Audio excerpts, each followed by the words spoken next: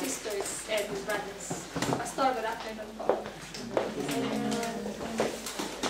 Ang topic ko po today is vengeance isn't mine. What is vengeance? Paghihiganti.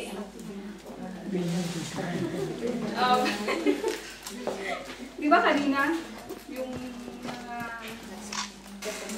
testimony is about paghihiganti sa forgiveness, parang related yung parang tinaon na ngayon ako mag-represent. Oo.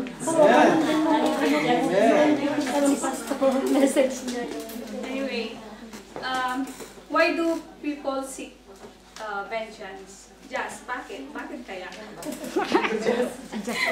Ikaw, naranasan mo na bang naghiganti, Just? Kasi may nanakit sa'yo? Naapi ka? Or let's say...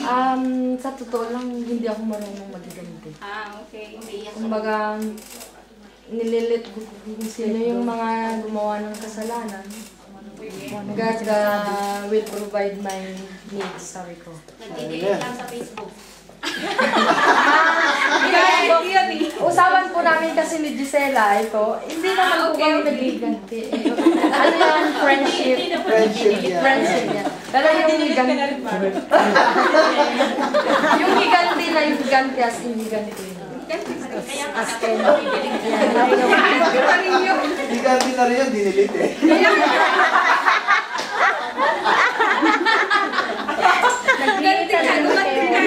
Mas maganda nga yung i-deactivate na lang. Dinilit na niya ako. Uy, ikaw nag-gina.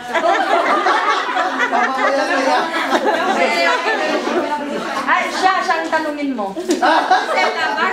Ako, wala pa na. Kapag ganyan, iniiwasan ko na lang. Bahala na siya sa buhay niya. Hindi ako yung nagkikipag-away. Okay, pag naghihiganti po ba tayo,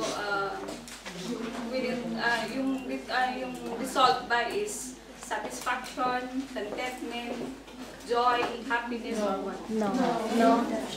Mas naladagdagan yung bawala.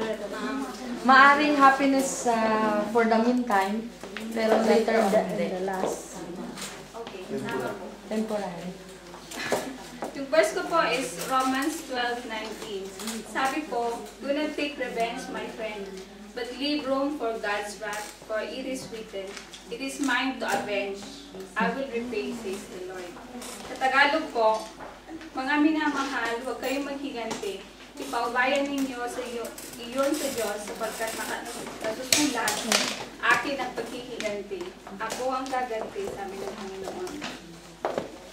We all have been hurt. And at one point, we have all, gusto nating gumanti. We wanted to get revenge. When we are wrong, often ang reaction po natin is yung talagang gagantihan mo siya. It makes us, pag nakaganti ka na, yung parang, it makes us most feel devilishly. Yung inside natin, yung parang,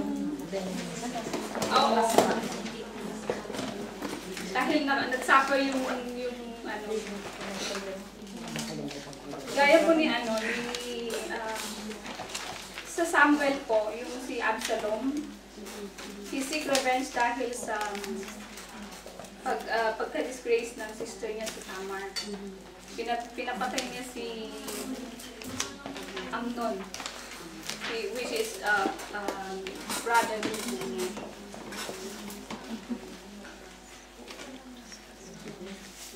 Anyway, let's go to the meaning of definition of vengeance. Vengeance is the act of revenge. It is about the retribution of a perceived wrongdoing by a group or an individual. It is based on the concept of an eye for an eye, for it is actually a wish to make things equal or even. It is injurious and is a very powerful feeling and can make people lose or misplace their values and understanding. When somebody hurt us, gusto din natin gumanti. Gusto natin iparamdam kung ano yung naramdaman natin, yung pinadama sa atin. Yung mga nanakit sa atin, gusto din natin sinasaktan. Tapos gusto natin ipamuka sa kanila na kung ano yung gusto nilaban, hindi tayo uurong. Hindi natin sila uurungan. So, parang talagang lalaban ka. War. Tapos yung pag gano'n na yung nasa puso natin, yung values natin, hindi na natin, yung parang nawawala na. Yes.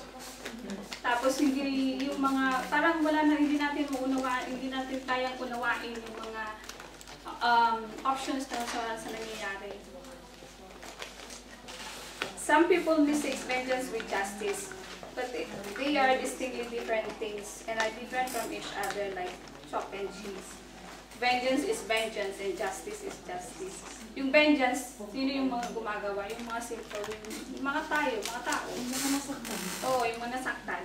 Tapos yung justice is authority, di ba? Authorities, police, or God. Sila yung mga nag-aano.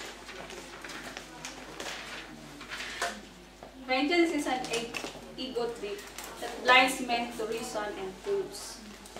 Vengeance is parang ego trip lang, yung pataasan ng ego ba? Yeah. Pride. Oo. Pagkasagasaan ka, dapat yung... Hindi, anuhin mo pa, yung lalampasin mo pa. Okay, why do people seek vengeance or revenge?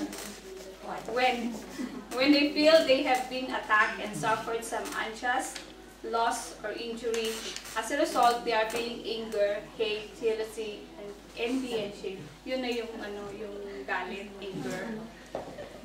Tapos, ang anger and pain at hate are the most common cause why people seek revenge. Bakit? Kasi nga nasaktan ka. Kung nasaktan ka na talagang... Oo. Talagang gusto mo rin saktan yung tao para magkapantay kayo ba?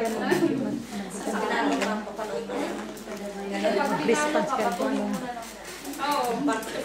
Tawad mo na lang. Anyway. When anger, pain, and hate fills your heart, it's really eating us up. Yung parang nawawala na tayo. We're having hard time thinking and pushes up to revenge. Okay, people seek vengeance also when they are humiliated, especially if they are made to feel powerless, foolish, ridiculous, stupid, or ashamed. People seek revenge and the more powerful one, and pity the less powerful one. Have you ever experienced being humiliated? Yes. Ano yung nararamdaman niyo? Nakainis lang. Nainis din. Nainis ka na, yung maano na yung galing, yun. Gusto mo nang maghiganti. Pag-high blood ka. Pag-high blood. Gusto natin ipakita na mas powerful tayo kesa doon sa humiliate sa atin. Okay. People seek revenge when they feel they have to defend honor of themselves, their family, ancestors, or some other group they identify with. Gaya ng fraternities. Di ba yung mga fraternities, pag sinaktin mo yung isa sa mga member nila is the whole group. The whole group. Lahat na sila. Blood ko. Blood ko. Hindi ka bumili na.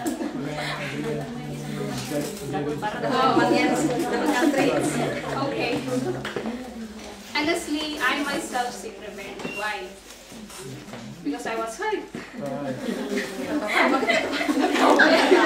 I was full of anger, hatred, everything.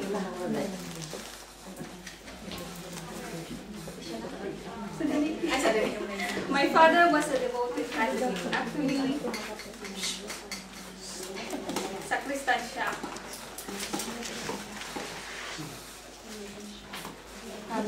Meron ako.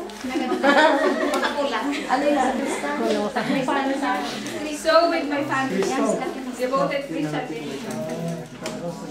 Ako at young age, lagi akong sumasali sa church. Ang ganda, no, wala. Wala din. nag-make up pa. Music lang yun. Lagi ako sumasali sa church, especially sa sa Holy Week. Yung mga angels, lagi lang ako sumasali. Yung mga angel. Okay, tapos sa bahay namin lagi silang may mga inaakyat na nagpulto, nagmimisa, nagpapadasal. When my dad kami